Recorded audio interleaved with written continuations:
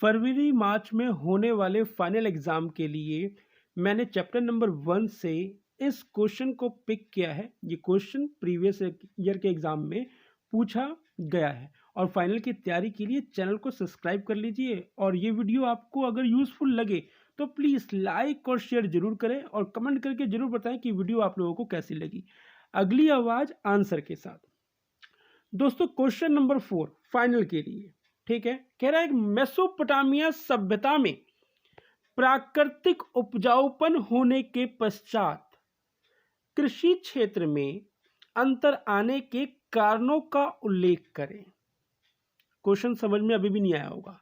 अब थोड़ा सा टुकड़ों के साथ आप लोगों को क्वेश्चन को समझाता हूं तो आप लोगों को समझ में आएगा। कह रहा है कि मेसोपोटामिया सभ्यता में प्राकृतिक उपजाऊपन होने के पश्चात, यानी कि मेसोपोटामिया की जो सभ्यता है उस सभ्यता के अंदर प्राकृतिक उपजाऊपन बहुत अच्छा था, यानी कि खेती बहुत अच्छी होती थी, कोई भी फसल लगाओ अच्छी होती थी क्योंकि मिट्टी में उपजाऊपन अच्छा था। लेकिन उसके पश्चात, यानी कि उपजाऊपन होने के पश्चात कृषि क्षेत्र में क्या था, अंतर था। तो उन्हीं कारणों को बताना है कि भैया वो कौन से कारण थे जिसके कारण उपजाऊपन में अंतर आ गया, किसी क्षेत्र में अंतर आ गया, क्या कमियां थी कि उपजाऊपन ढंग से नहीं हो पाता था। ठीक है, तो ये था क्वेश्चन। अब करते हैं हम आंसर। ध्यान देना, फर्स्ट पॉइंट कह रहा है फरात नदी के प्राकृतिक धाराओं में बहुत अधिक पानी आने से फसलें डूब जाती थी। अब देखो, उपजाऊपन तो था और सिंचाई के लिए पानी की आवश्यकता भी होती है, लेकिन अत्यधिक पानी के कारण क्या होता था, फसलें डूब जाती थी और फरात नदी में प्राकृतिक धाराएं अधिक हो जाती थी जिसके कारण फसलें डूब जाती थी और फसलें बर्बाद हो जाती थी। तो इसलिए कहा जा रहा है कृषि क्षेत्र में क्या हो गया, अंतर, अधिक पानी आने के कारण फसलें डूब गई। ओके, सेकंड पॉइंट कह रहा है कभी कभी धाराएं अपना रास्ता बदल देती थी। कभी कभी धाराएं अपना रास्ता बदल लेती थीं जिसके परिणाम स्वरूप खेतों को पानी नहीं मिलता था और खेत सूख जाते थे। देख लो, धारा बन के अगर आ रही है और ज्यादा आ जा रही है तो उससे तो फसलें डूब जा रही हैं, खराब हो जा रही हैं।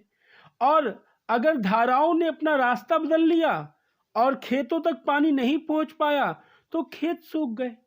यानी कि आप लोगों को यहाँ पे एक चीज समझ में आनी चाहिए कि एक व्यक्ति को उतना ही काम करना चाहिए जितना उसके सहयोग में है, ना ही कम ना ही ज्यादा। ठीक है, तो खेतों को पानी अत्यधिक भी नहीं चाहिए और कम भी नहीं चाहिए। तो दूसरा पॉइंट में ये कहा जा रहा है कि नदियों ने रास्ता बदल लिया जिसके कारण खेत सूख गए। ठीक है, ये दो कारण थे जिसके कारण कृषि क्षेत्र में अंतर आया। बार बार मैं इस चीज को बता रहा हूं, कृषि क्षेत्र में अंतर आया। थर्ड पॉइंट पे आते हैं और आपका थर्ड पॉइंट है ये, नहीं थर्ड पॉइंट, ठीक है, 3 पॉइंट है इसके। कह रहे हैं कई बार मानव निर्मित समस्याओं का सामना करना पड़ता था। कई बार मानव निर्मित समस्याओं का सामना करना पड़ता था, जैसे ऊपरी इलाकों में रहने वाले लोग नदी की धाराओं से इतना पानी अपने खेतों में ले लेते थे जिससे निचले गांव को पानी नहीं मिल पाता था।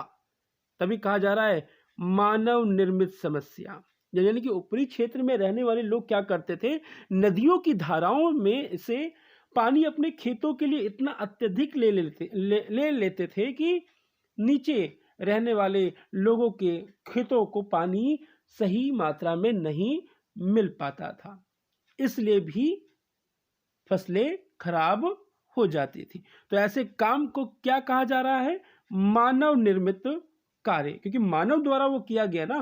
पानी आ रहा था नदियों के धाराओं में से और उन धाराओं में से मानव जाति ने क्या किया कि उन धाराओं से पानी अपने खेतों के लिए इतना ले लिया और कि दूसरे खेतों के लिए छोड़ा ही नहीं, और छोड़ा भी तो बहुत कम, ना के बराबर। तो ये 3 कारण थे जिससे कि कृषि क्षेत्र में क्या है, अंतर आए। तो ये फाइनल के क्वेश्चन 4 हो गए हैं। फर्स्ट चैप्टर के 4 क्वेश्चन अभी तक करा चुका हूँ। इसी तरीके से सीरीज के साथ